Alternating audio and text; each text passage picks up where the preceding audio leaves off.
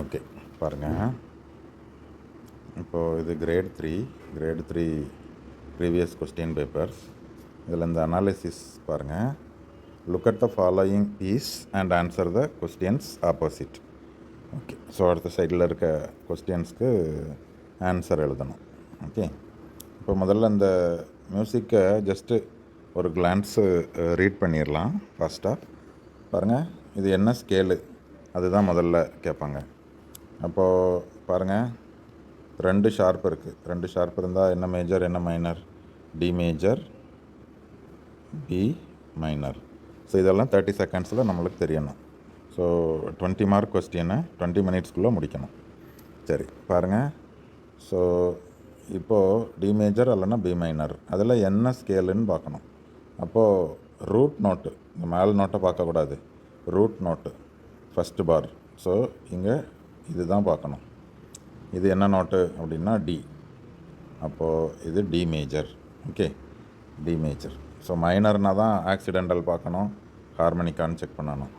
அடுத்தது இதோட tempo mark பார்த்திங்கன்னா, tempo always above the music. அலிகிரட்டோன்னா என்னது? கிரேட் 2ல் படிச்சிருக்கோம், குவைட் ஃபாஸ்ட். அதே மாதிரி எம்எஃப் ஸ்டார்டிங்கில் என்ன டைனமிக் இருக்குது? டைனமிக்னா down, below the music. MF இருக்குது. எம்எஃப்னா என்னது? Mezzo forte, medium loud. அடுத்தது பாருங்கள் லெகேரோன்னா என்னது? லைட்லினா லைட்டாக ப்ளே பண்ணணும், ரொம்ப டிம்னு ப்ளே பண்ணக்கூடாது. ஓகே, லெகேரோ. அடுத்தது வேறு இதில் ரொம்ப பார்க்குறதுக்கு ஒன்றும் இல்லை. இதில் 4 ஃப்ரேஸ் இருக்குது. ஸோ ஃப்ரேஸ் மார்க் இந்த இருக்குல்ல.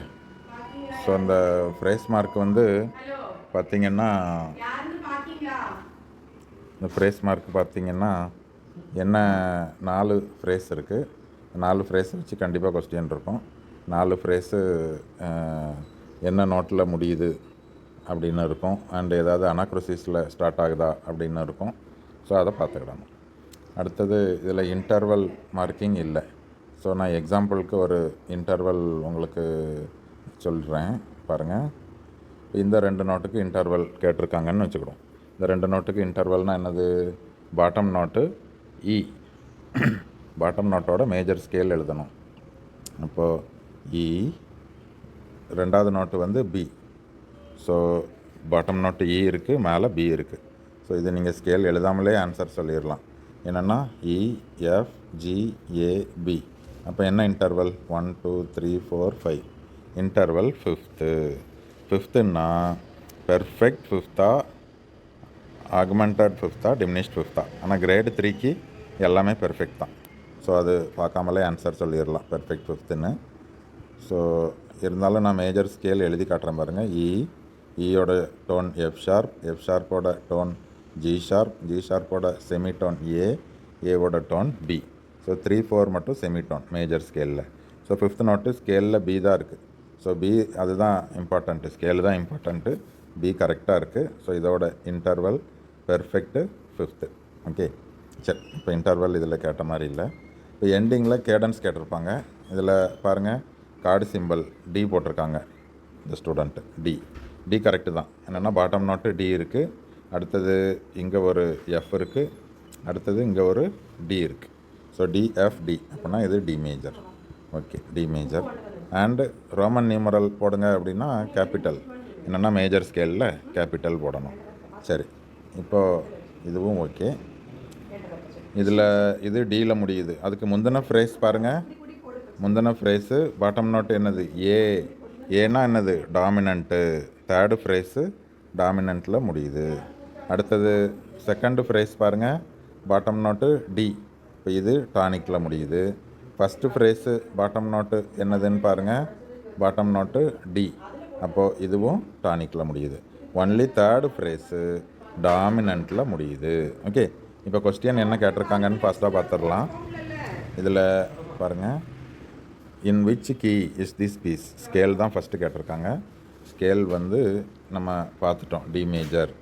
அப்போ டி மேஜர்னு எழுதணும். இப்படி ஏ போட்டு டி போட்டு இப்படிலாம் எழுதுனா எக்ஸாமில் மார்க் கொடுக்க மாட்டாங்க. எரேசர் வச்சுருக்கணும். இதை எரேஸ் பண்ணி சாம்பிள் எக்ஸாமினேஷனை இப்படி தான் எழுதணும்.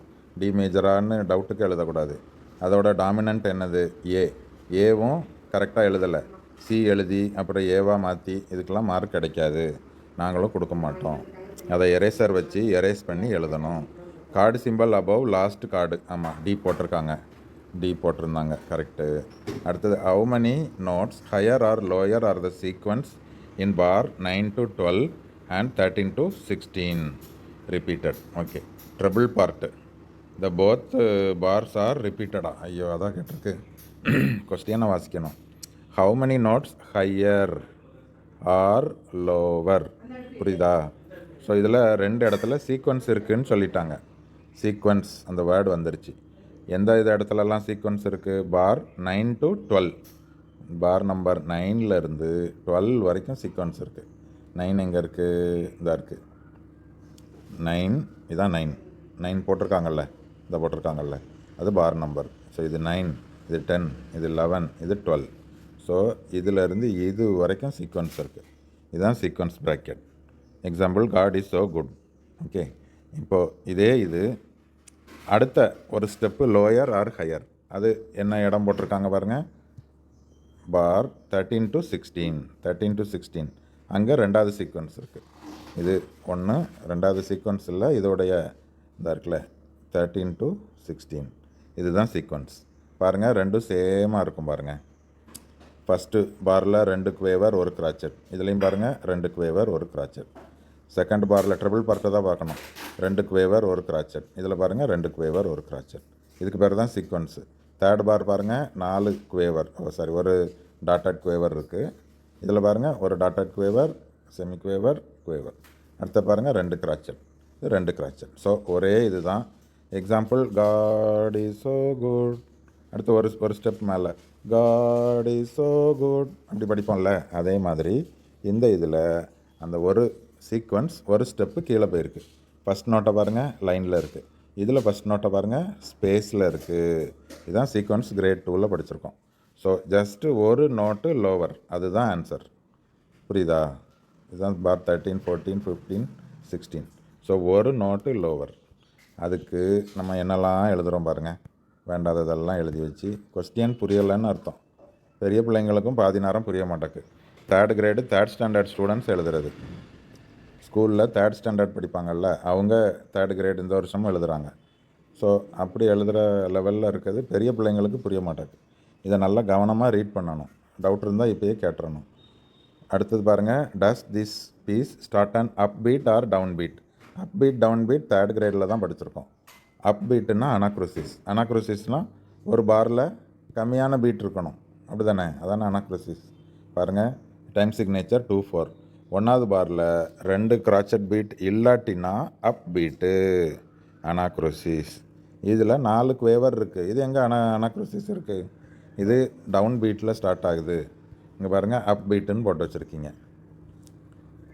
பேஜ் நம்பர் 15ல் இருக்குது அனாக்ரோசிஸ் லெசன். அடுத்தது பாருங்கள், to which bar should a musician repeat when she has played the bar 16? இதில் என்ன கேட்டிருக்காங்க பாருங்கள். Repeat bar 11 in bar 16. என்னவோ எழுதி வச்சுருக்கீங்க, என்ன புரிஞ்சுது? இது என்ன சென்டென்ஸ்னே தெரியல. The repeat bar 11 in bar 16. இதுவும் தப்பு. பாருங்கள், to which bar should a musician repeat when she has played the bar 16. இங்கே பாருங்கள், என்ன மீனிங் பாருங்கள். பார் 16 எங்கே இருக்குது? இங்கே இருக்குது. இதுதான் பார் 16 நம்பர் போட்டிருக்கோம். இங்கே ஒரு ரிப்பீட் சிம்பிள் இருக்குது, டபுள் டாட்டு ரிப்பீட் சிம்பிள் இருக்குது. இந்த பார் 16 ப்ளே பண்ணிவிட்டு இங்கே இந்த ரிப்பீட் மார்க்கை பார்த்த உடனே எந்த பாரை ப்ளே பண்ணுவாங்கன்னு கேட்டிருக்கு. ரிப்பீட் வரணும்ல, நம்ம ரிப்பீட்னு படிச்சிருக்கோம். ஸோ பார் 16ல் இருக்கிற ரிப்பீட்டை பார்த்த பிறகு அந்த பியானோ ப்ளே பண்ணுறவங்க என்ன பண்ணுவாங்க? ரிப்பீட் ஃப்ரம் பிகினிங் அப்படின்னு படிச்சிருக்கோம். ஆனால் இங்கே பார் 9ல் ஒரு ரிப்பீட் ஸ்டார்டிங் வச்சுருக்கு. பார்த்தீங்களா? பாரோட ஸ்டார்டிங்கில் ரிப்பீட் மார்க் இருக்குது. அப்படின்னா ரிப்பீட் ஃப்ரம் பிகினிங் கிடையாது. இதுக்கு answer repeat from the section. எந்த செக்ஷன்? பார் 9லேருந்து ப்ளே பண்ணணும், பார் 1லேருந்து ப்ளே பண்ணக்கூடாது. புரியுதா? ஸோ அந்த கடைசி பார் 16ல் இருக்கிற ரிப்பீட்டை பார்த்த பிறகு எங்கேருந்து ப்ளே பண்ணணும்? பார் 9. அதுதான் ஆன்சர். இதில் வெறும் பார் 9 எழுதுனா போதும். பார் 9 அவ்வளோதான் ஆன்சர். இதுக்கு இவ்வளோ பெரிய லைன் கொடுத்துருக்காங்க. அதில் நீங்கள் எப்படி எக்ஸ்பிளைன் பண்ணி எழுதணுமோ எழுதணும். இதில் பார் 9ன்ற வேர்டே இல்லை. அடுத்து பாருங்கள், சர்க்கிள் ஒன் எக்ஸாம்பிள் ஆஃப் சின்கோபேஷன். சின்கோபேஷன்னா என்னது? Wrong grouping. ராங் குரூப்பிங் எங்கே இருக்குது? ஸோ 2/4னா அரை பீட்டு பக்கத்தில் ஒரு பீட் போட்டிருக்கணும், அதுதான் ராங் குரூப்பிங். இந்த இருக்குல்ல, ஹாஃப் பீட் போட்டால் பக்கத்தில் ஹாஃப் வரணும்னு படிச்சிருக்கோம். பக்கத்தில் 1 போட்டால் ராங் குரூப்பிங். இது எந்த பார் நம்பர் எத்தனை? பார் 5 6ல் இருக்குது, 5லையும் இருக்குது. ஏப்பா எல்லா பார்லையும் இருக்குது சின்கோபேஷன். அவங்க நேம் எத்தனை பார் கேட்டிருக்காங்க கொஸ்டினில்? ஒரு பார்ஸ் கேட்டிருக்காங்களா? Circle one example of syncopation. ஒரே ஒரு எக்ஸாம்பிளை சர்க்கிள் பண்ணிவிட்டு இங்கே எந்த பாரில் சர்க்கிள் பண்ணியிருக்கேன் அதை எழுதிடுங்க. அப்போ திருத்துறவங்களுக்கு ஒரு இன்ட்ரெஸ்ட்டாக இருக்கும். பார் 5 அவ்வளோதான், அப்படி போட்டுறணும். அப்போது அங்கே டர்ன் பண்ணவே மாட்டாங்க. ஹவு மெனி ஃப்ரேசஸ் பார்த்தீங்களா? How many phrases? 7 ஃப்ரேஸா? 7 எங்கே இருக்குது? 4 தானே இருக்குது. அடுத்தது பாருங்கள், which phrase ends on dominant. கண்டிப்பாக அந்த கொஸ்டின் இருக்கும். 3-4 ஃப்ரேசஸ் இருந்தாலே அந்த கொஸ்டின் இருக்கும். நம்ம பார்த்தோம்ல, ஃப்ரேஸ் RASE, நான் பேசிக்கிட்டே ஸ்பெல்லிங் தப்பாக போட்டுறக்கூடாது. ஃப்ரேஸ் 3 அதுதான் ஆன்சர். அடுத்தது பாருங்கள், டெஸ்கிரைப் த டைனமிக் மார்க்கிங். ஆமாம், ஸ்டார்டிங்கில் மீடியம் சாஃப்டா, எம்எஃப்னா மீடியம் சாஃப்டா, சாஃப்ட்டு லவுடு, அதான் எல்லாத்தையும் எழுதிருங்களேன். ஆம்பளை பிள்ளையா பொம்பளை பிள்ளையான்னா ஆம்பளை பிள்ளை பொம்பளை பிள்ளை. ஐயோ சாஃப்ட்டுன்னா என்னன்னு எழுதுறீங்கம்மா. பீன்னா சாஃப்ட்டு. அதுக்கு 1 மார்க் தான் கிடைக்கும். ஒரு பாதி ஆன்சர் ரைட்டு. பாருங்கள், இதுக்கு எத்தனை மார்க்கு கிடைக்கும்? 2 மார்க்கு. 20 மார்க்கில் 2, ஒரு இது தான் கரெக்டாக எழுதியிருக்கீங்க. ஸோ இதுக்கு 2 மார்க் தான் கிடைக்கும். பாருங்கள்.